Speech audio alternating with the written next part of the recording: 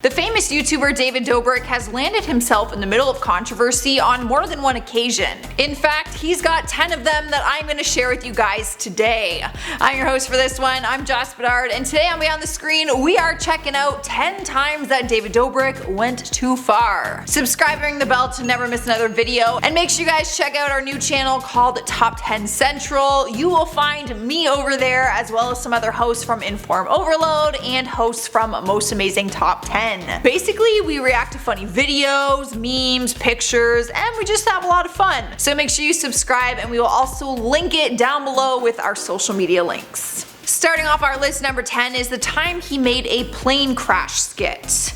Back in 2019, he had to mark one of his vlogs to private after receiving tons of backlash for content that just came across as insensitive. He titled the video, "Airplane Seat Was Not Attached Properly." The skit features his friends falling out of airplane seats and a fellow YouTuber, Jason Nash, pretending to be the pilot, yelling that the plane is going down. The video came out on September 10th, which was right before the 18th anniversary of the tragic 9/11 plane crash. People started attacking him online, calling him tone deaf and insensitive, which is why he decided to make it private in the end. Up next, number 9 is he offered to do an OLIVIA JADE update. There is a time and place for everything, and I think people were upset with him about the timing of this one. If you don't know who OLIVIA JADE is, she is one of Lori Loughlin's daughters who was caught in that big college admissions scandal. Her parents basically paid for their marks to be altered so that they could ensure that they got into prestigious universities. Must be nice. People were livid about the whole thing, and her parents actually got charged and pleaded guilty and got time behind bars. That's crazy. But in the wake of the scandal, David spoke about it since he is friends with OLIVIA and almost pitied her by saying she's probably holding up okay. He even admitted that he was going to do an update video with her and asked people to support his decision, but people just didn't think that it was right. Like, personally, I was so mad at this whole scandal. Like, do you know how much money I pay for my loan, let alone just sneaking into universities? Like, we all have to apply. Sliding into number 8 is the YouTube Rewind video in 2018. Every year, YouTube does this epic video where they take some of the best moments on the platform from the previous year and combine it into one video. YouTubers and fans both look forward to it every year, but for some reason, David didn't want to be a part of it back in 2018. We can't fully blame him, seeing as it was a massive flop and received over 15 million dislikes. But he was a little harsh with his criticism and bashed the people who decided to be a part of it. He bluntly called the video not good and said that they tried too hard with the big set and flashy celebrity names. So he went and created his own YouTube Rewind video and posted it on his channel on January 1st, 2019, almost to like compete with them and just show them up, you know? Like, here's my version of the YouTube Rewind video. Like, I didn't even know we were allowed to do that. Cruising to the number 7 spot is the Logan Paul feud. You might have seen the lie detector test segment that Vanity Fair does when they have a celebrity guest on their show. Well, David did the segment and was asked a variety of questions which he was nervous to answer at first. But one of the questions he was asked did not make him nervous at all, and he was actually very quick and confident to answer. He was asked if there were any YouTubers that he thought were a sellout and was given a photo of Logan Paul and asked if he was one of them. David responded quickly and said, yes, major sellout. People weren't happy because they pointed out that they are all on the same platform, like doing the same kind of stuff, so there's no reason to be putting other creators down. And at number 6 is the Vlog Squad drama. David is just one of the members from the vlogging group, but he received most of the heat for this controversy. He's been close friends with another member, Jason Nash, who was dating fellow YouTuber Trisha Paytas. So for a long time, David obviously respected Trisha because Jason was a good friend. But when Trisha and Jason split, David posted a video where he joked with Jason about having sex with other women. They kept making jokes about him having a threesome with Tana Mojo and Trisha actually said in her video that one time Jason tried to actually kiss Tana during one of their vlogs together. David did end up deleting the videos that made her upset, but people have claimed that he did all of that like to stir the pot and get the clout on the videos. Halfway through the countdown, number 5 is scripted vlogs. The biggest debate in the vlogging world is if the videos are scripted or not. David has always claimed that his videos are unscripted live vlogs, that he basically just like improvs and it's like completely natural behavior. But then people started to call him out saying that most of his stuff is scripted now, unlike the beginning of his career. They said that he might script them as a technique to make them different from all the rest. If you followed his channel for a while now, you would know that a lot of his vlogs and style of videos are pretty much the same, so things might get boring for some people. But if he scripts them, it's not truly a vlog at that point. It just seems to lose that real connection that his original vlogging once had. People just want him to basically admit, like, I'm scripting these, if he is. Moving on to number 4, we have the ADPOCALYPSE. YouTubers took a big hit during what people called an ADPOCALYPSE, when advertisers pulled their sponsorships from the platform.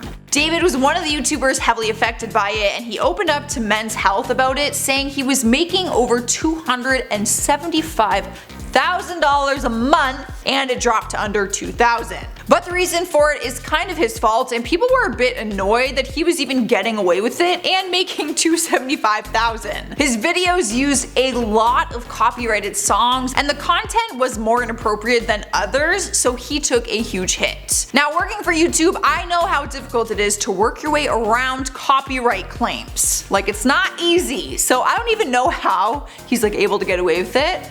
Like, obviously because of who he is and his name, but we all have to follow the copyright policies.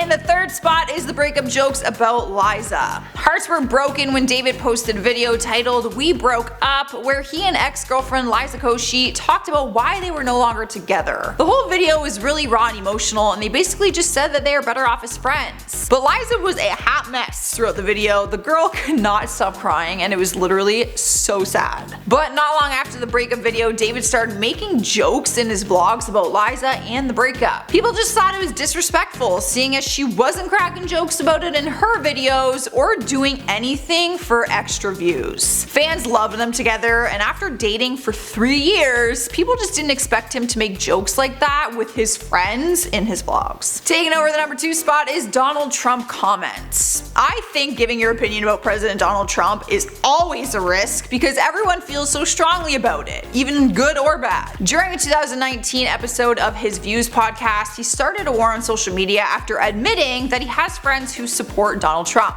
He said that having pro-Trump friends never bothers him and that he hates when people get mad at stuff like that. He even told people to chill, which set the Twitter universe in attack mode. People started calling him white privilege despite the fact that he's actually an immigrant. But they thought it was hypocritical because he is a recipient of the Deferred Action for Childhood Arrivals, and Trump is not helping his people by any means. He's actually trying to like tear them down. So people were basically calling him an uncultured immigrant is what people were saying. Earning number 1 spot is the Japanese candy videos. David and his ex-girlfriend that I mentioned, Liza Koshy, are both under some fire right now after an old video resurfaced. In the video, they try different Japanese candy, which they call foreign candy, and when trying it, they actually imitate speaking Japanese like as a joke. A TikTok user shared the video and said, "A clear example of the normalized racism against Asians." Kind of chewy. First we're starting off with OLIVIA. No! It's not racist, that's like the sounds I hear when they talk. No, it's not racist as long as I keep saying no. Oh, okay. The video was posted back in 2016, but people are demanding for an apology now with everything that is going on in our world right now. Liza has issued a public apology and she has taken full responsibility for it, but at the time of this recording, we have not heard from David yet. So will he apologize? Will he even acknowledge it? Pretend it didn't happen? Delete the videos? I don't know. We're just gonna have to wait and find out. Alright guys, there's our video. Let me know your thoughts down in the comments and give it a thumbs up so I know you enjoyed it. But for now, let's check out some comments from worst celebrity tattoos. Abigail Latona says, "Wonder how many of these celebrities thought before they got their tattoos." Hard to say, you know. Some of mine I didn't think about, some of them I did, some of them still turned out bad even though I did think about it. Just one of those things. Slime Arcane Zed says, "Hi Joss, I was wondering if you are related to Judith Bedard." No. Not that I know of. No Judith Bedard in my family. Corinne Elizabeth says, "We want to see your tattoos, Joss." Well, in all honesty, you can't see them all. Not because they're in inappropriate places, but I have one on my wrist, I have one on this wrist, which you can see, I have one behind my ear, I have one on my back, and I have one on my foot. Alexis Chavez says, a monster hand, I thought it was a broom. Honestly, when I looked back, it actually does look like a broom. Or honestly, one of those like dusters. Alright guys, I am getting out of here. That's all I got. Make sure you check out our new channel, Top 10 Central. It is linked down below. Come say hi to me over there. I would love to see you guys. I've been your host, Joss. I will see you next time.